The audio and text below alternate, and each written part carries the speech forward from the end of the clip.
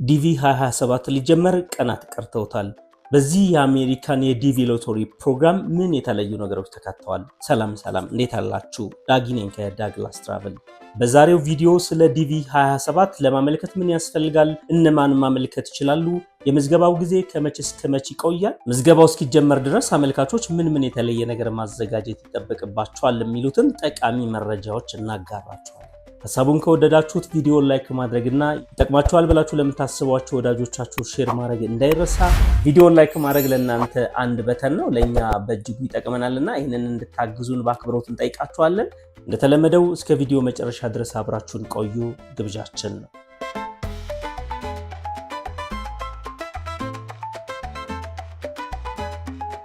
የዩናይትድ ስቴትስ ኦፍ አሜሪካ መንግስት በየዓመቱ በሚያዘጋጀው የዲቪ ሎተሪ ፕሮግራም በርካታ እድለኞች ወደ ዩናይትድ ስቴትስ ኦፍ አሜሪካ ተጉዘዋል። በየዓመቱ ከመላው ዓለም ከ50 ሺህ በላይ አመልካቾች የዚህ ዕጣ እድለኛ ይሆናሉ። ከተጀመረ 30 ዓመታት ባስቆጠረው የዲቪ ሎተሪ ፕሮግራም የኢትዮጵያን ብቻ የቅርብ ጊዜ ዳታዎች ብናይ በዲቪ 2024 3034 አመልካቾች እድለኛ ሲሆኑ ባለፈው በወጣው የዲቪ 26 ከግማሽ ሚሊዮን ኢትዮጵያውያን አመልካቾች መካከል 3957 እድለኞች ተመርጠዋል። በዚህ መረጃ መሰረት ከሆነ ኢትዮጵያ በተከታታይ ዓመታት ብዙ አመልካቾች እድለኛ የሚሆኑባት ሰባተኛዋ አፍሪካዊት ሀገር ያደርጋታል። በመሰረቱ አንድ አመልካች የዲቪ ሎተሪ ያሸነፈ ማለት ቪዛ ተሰጠው ማለት እንዳይደለ ልብ ልትሉ ይገባል። ግለሰቡን ቪዛ ላይ ያሰጡት የሚችሉ የተለያዩ ግላዊና ተቋማዊ ምክንያቶች ይኖራሉ። እስከ ቪዲዮ መጨረሻ አብራችሁን ከቆያችሁ ይህንን መረጃ እናጋራችኋለን። ወደ ዲቪ 2027 ፕሮግራም ስንመለስ ለማመልከት ምን ያስፈልጋል የሚለውን ጉዳይ እናነሳለን። የትምህርት ዝግጅት ዲቪ ሎተሪ ለማመልከት ቀዳሚው መመዘኛ ነጥብ ነው። ይህንን የትምህርት ዝግጅት ካላሟላችሁ ካለፉት 5 ዓመታት ውስጥ ቢያንስ ለ2 ዓመታት ፕሮፌሽናል የስራ ልምድ ካላችሁ እንደ አማራጭ ኮንሲደር ይደረጋል። ፕሬዚዳንት ትራምፕ ያሉትን የሚተገብሩት ከሆነ ከትምህርት ባሻገር ግለሰቡ ያለው ሙያዊ ስኪል እና የእንግሊዝኛ ቋንቋ እውቀት እንደ መለኪያ ነጥብ ሊታዩ ይችላሉ የሚል ሩመር አለ። ሆኖም ግን እስካሁን ድረስ ግድ ነው የሚል ነገር አልጸደቀም። ሌላው በትክክል መስፈርቱን የሚያሟላ ከተነሳችሁ 6 ወር ያላለፈው ጉርድ ፎቶ ማያያዝ ይኖርባቸዋል። ፎቶን በተመለከተ ባክግራውንዱ ነጭ ወይም ለነጭ የቀረበ መሆን ይኖርበታል። ለሃይማኖታዊ ምክንያት ካልሆነ ፀጉራችሁ መሸፈን የለበትም። ሻዶ ያለውና ተች የበዛበት፣ ሁለት ጆሮ የማያሳይና የተጣመመ ብለርድ የሆነ በስተት አይን የተጨፈነበት በአይ ግላስ የተነሳችሁትና ከዚህ በፊት ዲቪ ያመለከታችሁበት ፎቶ ተቀባይነት የለውም። ስለዚህ ፎቶን በተመለከተ እነዚህ ነገሮች እርግጠኛ ሆናችሁ ፎቶአችሁን ማያያዝ ይኖርባቸዋል። ዲቪ 2027 ለማመልከት ፓስፖርት ግዴታ ሊሆን ይችላል የሚሉ ብዙሃን ናቸው። እንደኔ ቢጸድቅም ባይጸድቅም በቀረው ጊዜ ፓስፖርት ባይደርስላችሁ እንኳን ቢያንስ ልደት ሰርቲፊኬት እንዲኖራችሁ እንድታደርጉ አሳስባችኋለሁ። ፓስፖርታችሁ ቀን ያለፈበት አመልካቾች ደግሞ የሚሆነው ነገር አይታወቅምና ከአሁኑ ብታሳድሱት የተሻለ ነው ብዬ አስባለሁ። የምታመለክቱት ከትዳር አጋራችሁ ጋር አሊያም ከልጆቻችሁ ጋር ከሆነ የእነሱንም መረጃ በትክክል ማያዝ መዘንጋት የለበትም።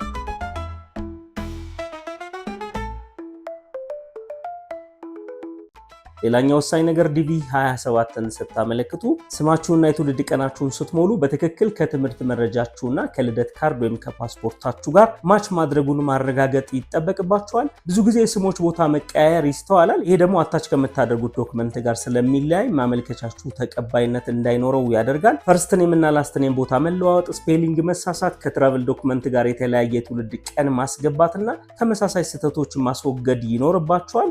በምታመለክቱበት ጊዜ መሰል ስህተቶች ከተስተዋሉ ማመልከቻችሁ ውድቅ ይደረጋል። ስለዚህ እንዲህ አይነት ነገሮች እንዳይገጥሟችሁ በትክክል መሙላታችሁን እርግጠኛ ሁኑ።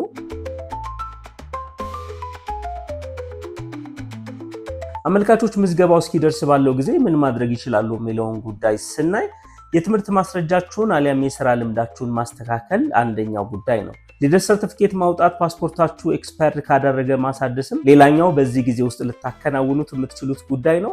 በስታንዳርዱ መሰረት የራሳችሁንና አብሯችሁ የሚሞሉ ቤተሰቦች ካሉ ጉርድ ፎቶ ማዘጋጀትም ሌላው ትኩረት ልትሰጡት የሚገባ ጉዳይ ነው። ትክክለኛው የስቴት ገቨርንመንት ዌብሳይት ላይ የሚለቀቁ አዳዲስ መረጃዎችና ለውጦች ካሉ አልፎ ማየት ይመከራል። ስለዚህ የዲቪ ሎተሪ ማመልከቻ አፕሊኬሽን ፎርም ክፍት እስኪሆን ድረስ እነዚህ ነገሮች እያስተካከላችሁ መጠበቅ ትችላላችሁ። በዚህ የዲቪ 27 ፕሮግራም አዲስ ነገር ተብለው ከሚጠበቁት ጉዳዮች ዋነኛው ባን የተደረጉ ሀገራት ዜጎችን ይመለከታል። እንደምታስታውሱት የትራምፕ አስተዳደር በቅርቡ 36 የዓለም ሀገራት ላይ የተለያዩ የጉዞ ክልከላዎችን አድርጓል። አንዳንዶቹ ሀገራት ሙሉ ለሙሉ የተከለከሉ ወይም ባን የተደረጉ ሀገራት አሉ። የተወሰኑት ሀገራት ደግሞ በከፊል የጉዞ ክልከላ የተደረገባቸው ሀገራት ናቸው። እንግዲህ አንዳንዶቹ ሀገራት ሙሉ ለሙሉ ትራቭል ባን ላይ ስለሆኑ በዚህ ምክንያት ወደ ዩናይትድ ስቴትስ ኦፍ አሜሪካ ምንም አይነት ጉዞ ማድረግ አይችሉም፣ ምክንያቱም ትራቭል ሬስትሪክሽን ላይ ናቸው። እነዚህ ሀገራት ከዲቪ 27 ፕሮግራም ውጪ እንደሚደረጉ ይጠበቃል። አንደኛውና ቀዳሚው አዲስ ነገር ይሄኛው ነው። ሌላው ተጠባቂ ጉዳይ ፕሮግራሙ ከሎተሪ ወይም ከእድለኝነት ባለፈ ሜሪት ቤዝ ይሆናል የሚል እሳቤ አለ። ይህንን ጉዳይ በተመለከተ የአሁኑ የአሜሪካን ፕሬዚዳንት ዶናልድ ትራምፕ ወደ ስልጣን ሲመጡም ያነሱት ጉዳይ ነበረ። የዲቪ ሎተሪ እድለኞች ከዲቪ ሎተሪ እድለኝነት ባለፈ በሜሪት ሊዳኙ ይገባል የሚል ሀሳብ አንስተው ነበረ። ሚኒመም ሪኳየርመንቱን ያሟሉ አመልካቾች መሳተፋቸው እንዳለ ሆኖ የተሻለ የትምህርት ዝግጅት ያላቸው፣ በተለያዩ ሙያዎች ላይ የተሻለ ልምድና እውቀት ያካበቱ እንዲሁም የእንግሊዝኛ ቋንቋ ችሎታቸው ላቅ ያሉ አመልካቾች የተሻለ እድል እንደሚያገኙ ሀሳብ አለ።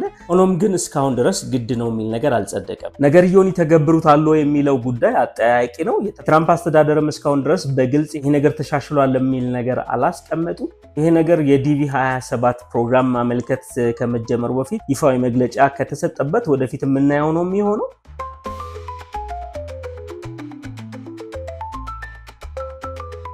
ዲቪ 27 የሚሞላው ከመቼ እስከ መቼ ነው የሚለውን ጉዳይ ስናነሳ ከኦክቶበር 2025 መጀመሪያ እስከ ኖቬምበር የመጀመሪያው ሳምንት የተለመደው ስኬጁል ሲሆን ይህ ቪዲዮ እስከተዘጋጀበት ጊዜ ድረስ ቁርጥ ያለውን ቀን አላስቀመጡም። ትክክለኛውን ቀን በስቴት ገቨርንመንት የዲቪ ሎተሪ ኦፊሻል ሳይት dvprogram.state.gov ላይ መከታተል ትችላላችሁ። ቴምፖራሪ ግን ከኦክቶበር 1 እስከ 4 ኦፍ ኖቬምበር ባሉት 33 ቀናት ውስጥ ተሞልቶ እንደሚጠናቀቅ ይጠበቃል። እዚህ ጋር የምታመለክቱበት ዌብሳይት በትክክል ስቴት ገቨርንመንት የሚጠቀምበት ሳይት ላይ መሆናችሁን እርግጠኛ መሆን አለባችሁ።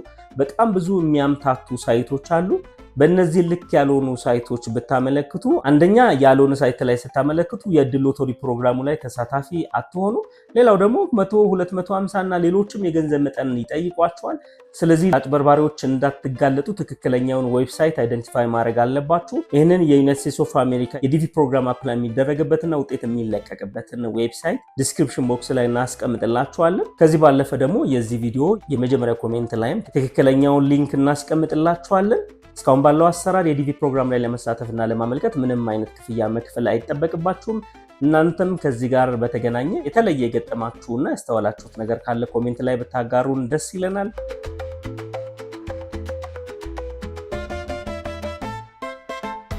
ዲቪ ደርሷቸው ቪዛ የተከለከሉ በርካታ አመልካቾች ከዚህ በፊት አስተውለናል። ስለዚህ ዲቪ ደርሷችሁ ቪዛ ላታገኙ የምትችሉባቸው የተለያዩ ምክንያቶች ሊኖሩ ይችላሉ። ከዛሬ ድረስ ኤክስፒሪየንስ ከተደረጉት የተለያዩ ቪዛ ላይ ያስከለክሉ ከሚችሉ ምክንያቶች መካከል የተወሰኑትን ለማንሳት፣ አንደኛው ትክክለኛ ያልሆነ የትምህርት የስራ ልምድና ማንነት የሚገልጹ ዶክመንትና ማስረጃ ማቅረብ፣ እንዲሁም አስፈላጊ የሆኑትን ደግሞ ያለማቅረብ ሙሉ ለሙሉ ቪዛ ሊያስከለክል የሚችል ጉዳይ ነው። ሌላው ዲቪ ስትሞሉ ለብቻችሁ ሞልታችሁ ቪዛ ስትጠይቁ ግን ሌላን ሰው ለማካተት ከሞከራችሁ ተመሳሳይ ነገር ሊገጥማችሁ ይችላል። የተጨበረበረ የትዳር ሁኔታ የሚያሳይ ሰነድ ማቅረብም ውጤቱ ተመሳሳይ ነው የሚሆነው። የተመዘገበ የወንጀል ታሪክ ካላችሁና ጉዳዩ ሲሪየስ ነው ብለው ካሰቡ ቪዛ የሚከለክሉበት አግባብ ይኖራል። ዲቪ ስታመለክቱ ስለራሳችሁ ያስገባችሁት መረጃና ዲቪ ደርሷችሁ ለቪዛ ኢንተርቪው ቀጠሮ ኤምባሲ ስትገቡ የምታቀርቡት መረጃ የተለያየና ጥርጣሬ የሚያጭር ከሆነ የእድል በራችሁ ሊዘጋ የሚችልበት አግባብ ይኖራል። ሌላው ጥቂት የማይባለው እድለኛ ሰዎች የገጠማቸው ደግሞ ያመለከቱበትን ሰነድ እና መለያ ቁጥር ባለማስቀመጥ እንዲሁም የእድለኞቹ ውጤት በሚገለጽበት ወቅት ውጤታቸውን ቼክ ባለማድረጋቸው ብቻ እድለኝነታቸው ተሰርዟል። ክሪቲካል የሚባል ሜዲካል ኬዝ ያላቸው ፊዚካል እና ሜንታል የሚያስከለክሉ የጤና እክል ያለባቸው እድለኞች ዲቪ ቢደርሳቸውም ቪዛ ላይሰጣቸው ይችላል። ስለዚህ የተረጋገጡና በአብዛኛው ዲቪ ሎተሪ ቢደርሳቸው ቪዛ ላያስከለክሉ የሚችሉ ጉዳዮች ናቸው።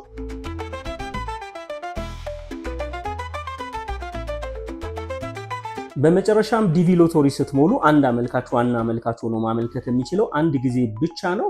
ብቻውን ሆኖ ከአንድ ጊዜ በላይ ያመለከተ አመልካች የዲቪ ሎተሪ ፕሮግራም ላይ አይሳተፍም ወይም ደግሞ ዲስኳሊፋይድ ይደረጋል። ሌላው ባለትዳር ከሆናችሁ አንድ ጊዜ ዋናውን አመልካች ሆናችሁ ሌላ ጊዜ ደግሞ የሚካተተው ሰው በመሆን እየተቀያየራችሁ ሁለቴ የማመልከት እድል ይኖራችኋል። ከዛ ውጭ ባለው ሴናሪዮ ግን አንድ አመልካች ሁለቴና ከዛ በላይ ጊዜ ካመለከተ ማመልከቻዎቹ ውድቅ ይደረጋሉ። ስለዚህ እንዲህ አይነት ነገር ከማድረግ መጠንቀቅ ይኖርባችኋል።